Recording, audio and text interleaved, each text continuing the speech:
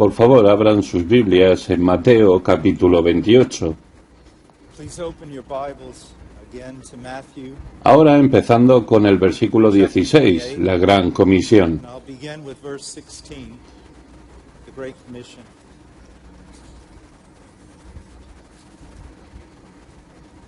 Mateo 28, versículo 16.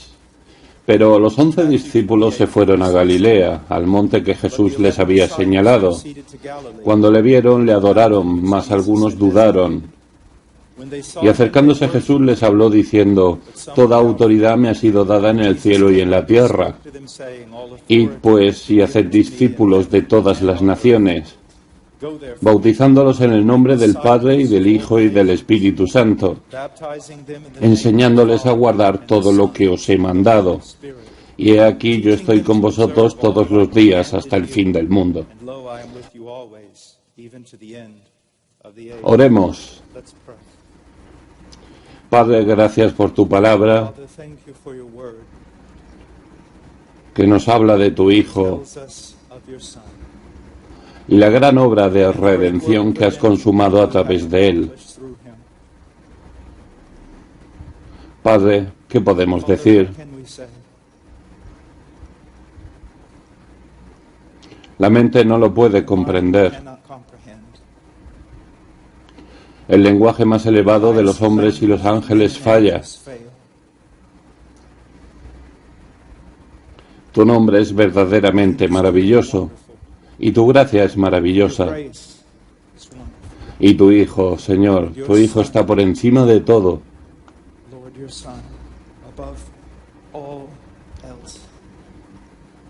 Padre, estamos aquí hoy para hablar a la Iglesia, pero también a aquellos hombres y mujeres a quienes has llamado al campo misionero. Por favor, Señor, por gracia, que lo que se hable aquí sea de ánimo. En el nombre de Jesús. Amén. Esta mañana fuimos testigos de los primeros pasos en la carrera.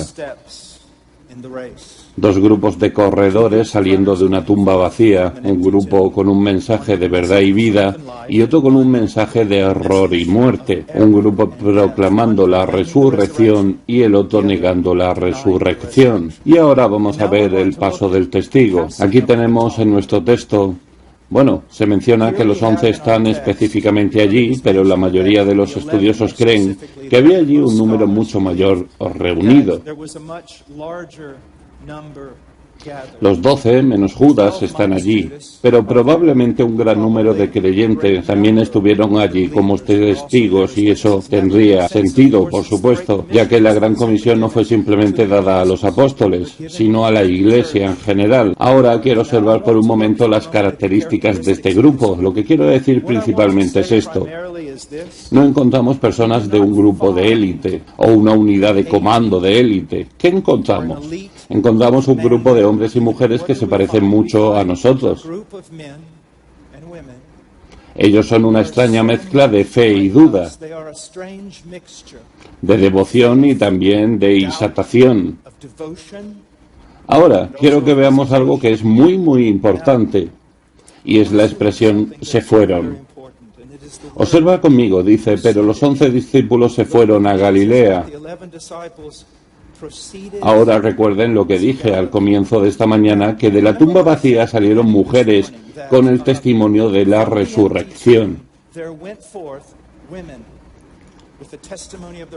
Y salieron los guardias con un testimonio que negaba la resurrección. Cuando avancemos más adelante en el texto, veremos que estos guardias fueron a los sacerdotes, los principales sacerdotes y otras autoridades religiosas para conspirar contra el mensaje que Cristo ha resucitado. Llegamos al versículo 16, pero mientras estos hombres perversos estaban conspirando contra la resurrección y contra la iglesia primitiva, ¿qué vemos? Los 11 discípulos fueron a Galilea. Ahora, ¿por qué es esto tan importante? Si realmente estás haciendo el trabajo de un misionero, o si realmente estás haciendo el trabajo de un pastor y de un predicador, habrá un gran número, multitudes de hombres y mujeres, y otros que se levantarán contra ti, y lo harán constantemente, conspirando contra ti y conspirando contra tu mensaje. ¿Y qué aprendemos de esto? Que no deberíamos estar demasiado preocupados con tales cosas. No deberíamos permitir que esas cosas roben de nosotros nuestro tiempo y nuestro verdadero ministerio, mientras que los hombres procederán de mal en mal. Debemos seguir a Cristo.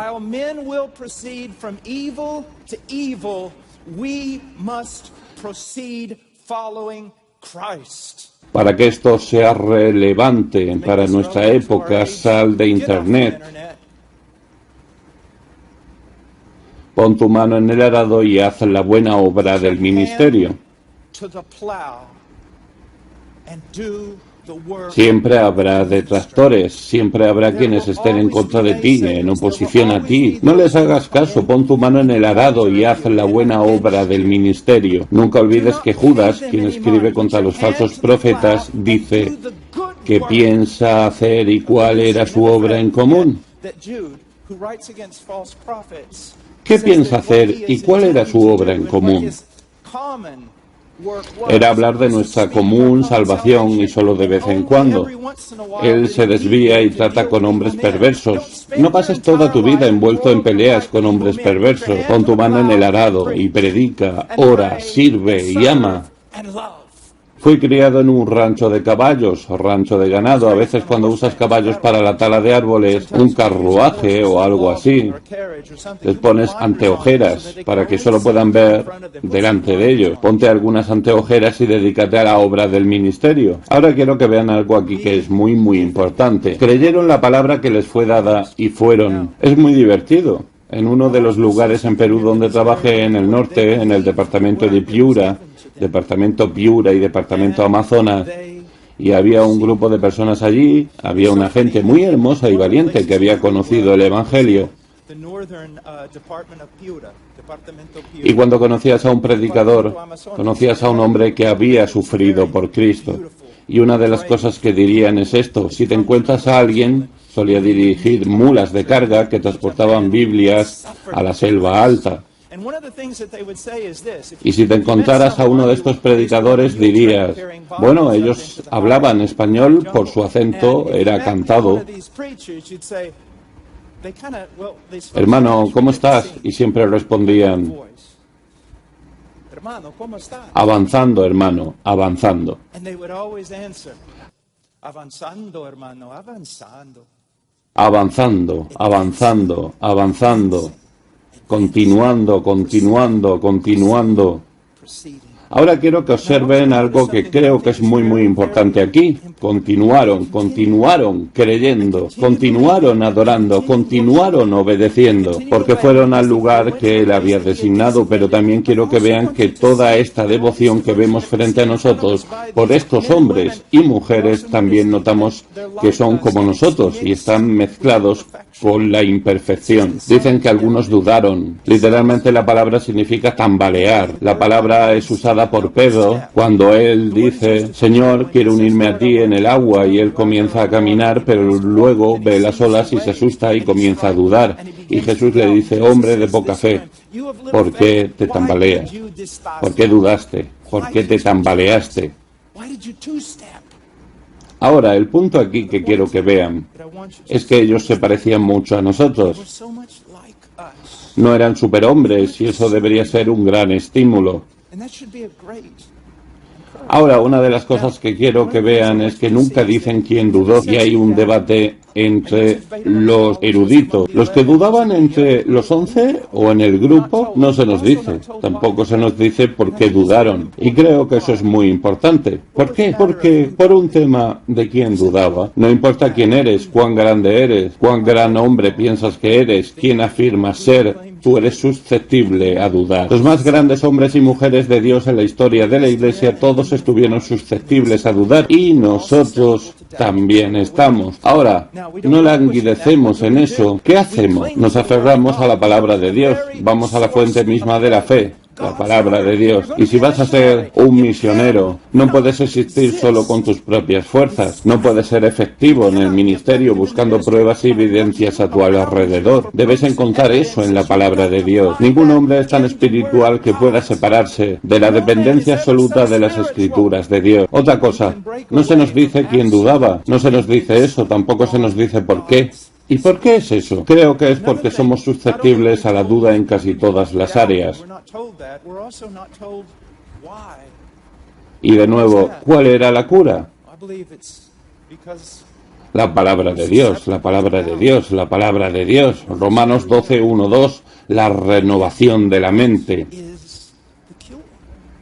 Que, por supuesto, la forma principal en que se renueva la mente es a través de la lectura, el estudio, la memorización, la meditación en la palabra de Dios.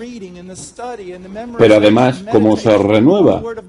Con la hermandad, la comunión con los santos. No hay grandes hombres que emprenden solos. Dios nos ha dado una comunidad y dependemos de esa comunidad. A veces la gente me pregunta por cualquier progreso que hayas hecho. Hermano Paul, ¿a qué lo atribuirías? Dije, bien, por el lado divino. Solo sería por la gracia de Dios. Por el lado humano, Dios en su sabiduría ha conocido mi debilidad. Y siempre me ha rodeado con algunas de las mejores personas. Dios me ha dado como esposa a la persona más fuerte que he conocido. Todos somos susceptibles a la duda y todos somos susceptibles a la duda en muchas áreas, especialmente en el campo misionero. Y es por eso que nuevamente debemos aferrarnos a Él a través de aferrarse a su palabra. ¿Cuáles son algunas de las cosas que aprendemos sobre esto? Ya que no era un grupo de élite, no era una unidad de comando, ya que eran hombres y mujeres como nosotros, ¿qué aprendemos? En primer lugar, aprendemos esto. Nunca ha habido y nunca habrá, aparte de Jesucristo, un gran hombre o una gran mujer de Dios. Solo hombres y mujeres, pequeños, diminutos y débiles, de un Dios grande, lleno de gracia y misericordioso. Permítame expresarlo de esta manera. Había una joven en nuestra iglesia, esa excelente santa, pero siempre parecía luchar con la seguridad. Yo siempre llamaba su nombre y decía, estimada, nunca olvides que solo hay un héroe en esta historia. Hay un solo héroe en esta historia. El resto de nosotros, ¿cuál es nuestro título? Salvos, en sentido pasivo. Hemos sido salvos, estamos siendo salvos y seremos salvos por nuestro hermano mayor Jesucristo, el justo.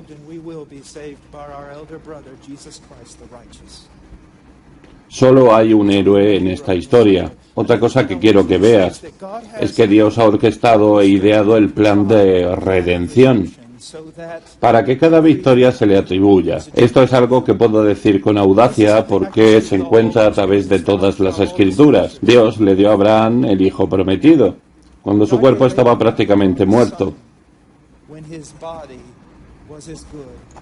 Sísara, el gran guerrero cananeo, el señor de la guerra, fue derrotado por un odre de leche y una estaca en la sien. Los madianitas fueron derrotados por un joven asustado. Un ejército reducido, algunos cántaros y algunas antorchas. ¿Ves lo que estamos queriendo decir aquí? Dios eliminó a Goliat con un niño, una honda y una piedra. Dios humilló a Nabucodonosor, posiblemente el rey secular más grande que ha caminado en este planeta, con 3 jóvenes hebreos y un horno de fuego ardiendo, cuando Dios quería asumir la tarea y derrotar por completo todo principado, poder y dominio. Él envió a su propio hijo en semejanza de carne de pecado, y cuando él quiso matar a la muerte, mató a la muerte a través de la muerte de su propio hijo. ¿Piensas que Dios no podría usarte? Tal vez incluso pienses que Dios no debería usarte. Eso es un pensamiento común. Pero ves que eres el tipo de persona que Dios usa. Una de las cosas que amo de Pedro, cuando vio el gran milagro de la redada de peces, mucha gente pierde el sentido de lo que está sucediendo. Él dice, Señor, apártate de mí, pues soy hombre pecador. Y de alguna manera, esta es una actitud muy saludable. ¿Qué realmente está pasando allí? Muchas veces me siento así, cuando tengo la inclinación de que Dios me ha usado para algo. Pedro vio esta obra milagrosa de Dios y básicamente dijo, esto no está bien.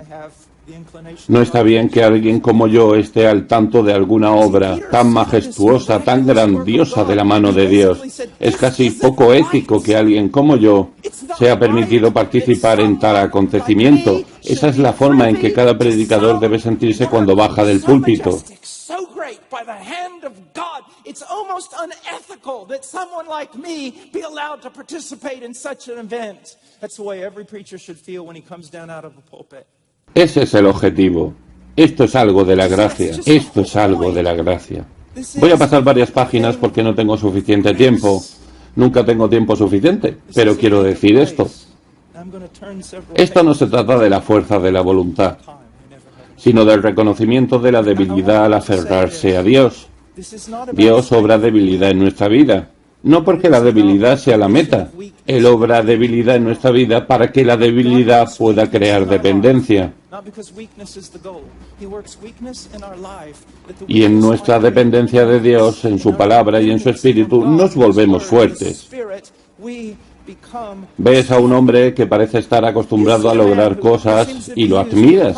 Dices, qué fuerza de voluntad, qué fortaleza, qué disciplina. Oh, qué rápidos somos para dar gloria a los hombres. Pero permítame mostrarles cómo realmente es. No te rías. Hace muchos años, cuando era un joven misionero en Perú, ese es uno de los mejores lugares para surfear en el mundo. Decidí que aprendería a surfear. Y no sabía que una bandera roja significa no vayas allí. Pero fui allí y realmente estaba luchando. Oh, qué olas, son grandes y dan miedo. Y vienen desde todas las direcciones y tuve mucho miedo. Y luego escuché algo que sonó como un león marino detrás de mí. Y dije, oh, genial, me ahogaré y luego seré comido por un león marino. Y me di cuenta y no era un lobo marino, era un joven de mi edad mucho más pequeño que yo, colgado de una tabla de bodyboard, y pensé, él se está ahogando, él está aterrorizado, así que mi instinto natural de inmediato fue que comencé a remar y me acerqué a él. Y luego vi el miedo en su rostro, él estaba completamente aterrorizado. Él sabía que si no se agarraba a algo iba a morir. Y cuando tendí la mano hacia la cuerda que estaba alrededor de su tobillo, que lo conectaba con la tabla, me di cuenta que si me enredaba con este joven, yo iba a morir. Yo iba a morir. Pensé, bueno, lo acercaré y luego lo golpearé, pero eso no parecía una buena idea siendo cristiano.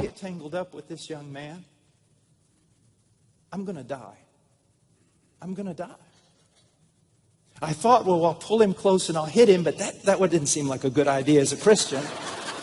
Y luego vi a estos tipos que eran surfistas, auténticos surfistas, profesionales. Así que remé al alcance del oído de ellos, grité, ¡alguien está ahogándose aquí! ¡Ayuda! Ellos vinieron, alguien se está ahogando, ¡ayuda! Ellos vinieron y eran surfistas experimentados. Y pude ver en sus ojos que ellos tenían miedo, probablemente 6 u 8 de ellos fuertes jóvenes. Sabían lo que estaban haciendo y estaban temerosos. Ahora quiero que pienses en esto. Llevas a ese niño al suelo, yo podía zamarrearlo por toda la playa. Era un niño, como en esa circunstancia particular. Todos estábamos aterrorizados de ser agarrados por él. Era la fuerza de voluntad lo que él tenía. Era la fuerza del cuerpo lo que él tenía. ¿Qué lo hizo? Tan aterrador, tan fuerte, tan peligroso.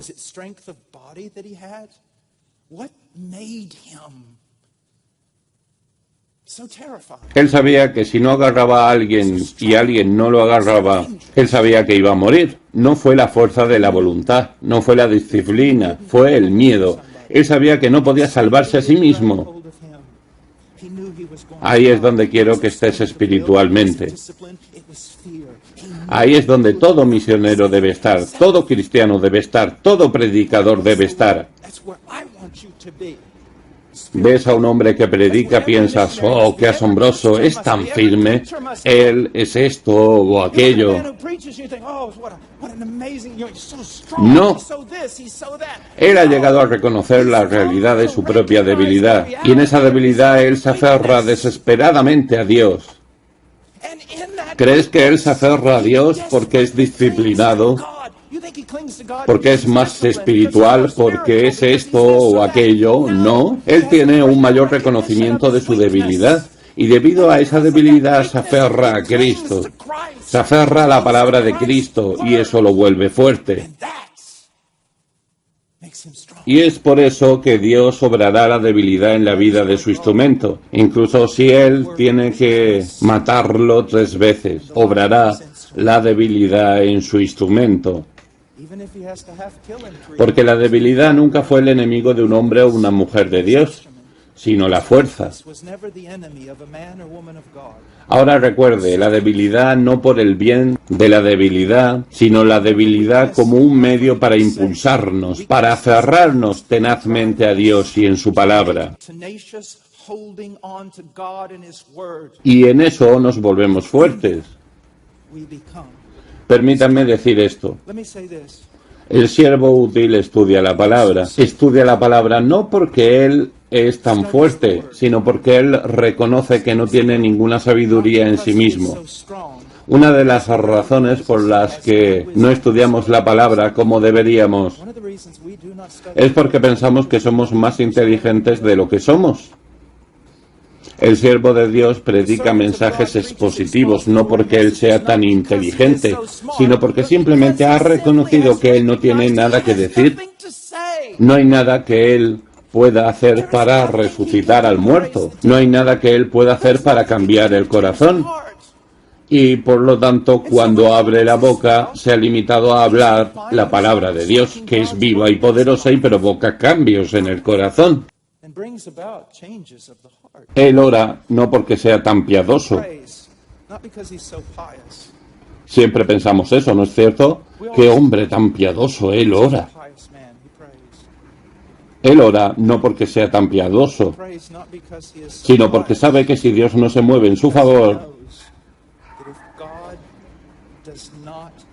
él será un fracaso absoluto.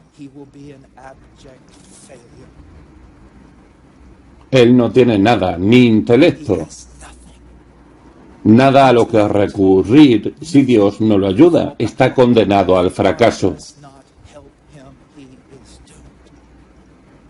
Él obedece no porque sea tan devoto, sino porque él no tiene absolutamente ninguna confianza en sí mismo y él sabe que hay camino que al hombre le parece derecho, pero al final es camino de muerte. ¿Entiendes eso? Tu problema no es que seas demasiado débil. Tu problema es que no reconoces cuán débil eres. Y eso no es solo para el misionero, es para todos nosotros. Hemos hablado de las mujeres. Hemos hecho una transición, pero ahora cuando llegamos al versículo 18, y acercándose a Jesús, él les habló diciendo: toda autoridad me ha sido dada en el cielo y en la tierra. Quiero comenzar esta nueva sección con una particular afirmación. En medio de nuestra debilidad, en medio de la enormidad de la tarea, en medio de nuestra impotencia, allí está nuestro héroe, el único héroe, Jesucristo el justo. Ahora quiero que observen algo. Cristo responde a la duda de que sus discípulos, ¿haciendo qué? Ahora piensa en esto. Su respuesta a la duda de ellos fue acercarse a ellos, abordarlos, para que pudieran verlo de manera más clara. Y de la misma manera Él viene a nosotros en nuestra debilidad, nuestra duda y nuestro miedo, y Él nos fortalece. ¿Con qué? La realidad de quién es Él.